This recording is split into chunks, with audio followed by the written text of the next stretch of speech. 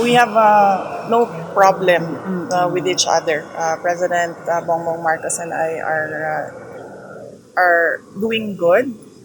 We are okay in terms of our relationship, both personal and working relationship.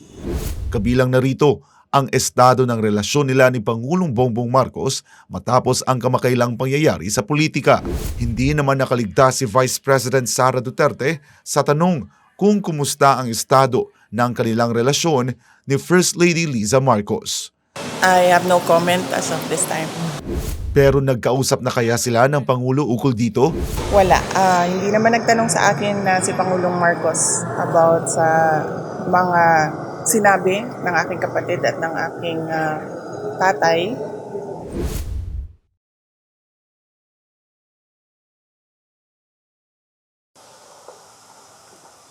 Nasa Malaysia si Vice President Sara Duterte para tuparin ang kanyang mandato bilang Pangulo ng Southeast Asian Ministers of Education Organization Council. Ito na ang pangatlong bansa na kanyang binisita bilang CIMEO Council President kabilang ang Brunei at Singapore.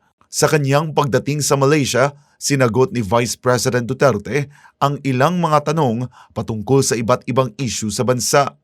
Kabilang narito ang estado ng relasyon nila ni Pangulong Bongbong Marcos matapos ang kamakailang pangyayari sa politika. We have no problem with each other. President Bongbong Marcos and I are doing good.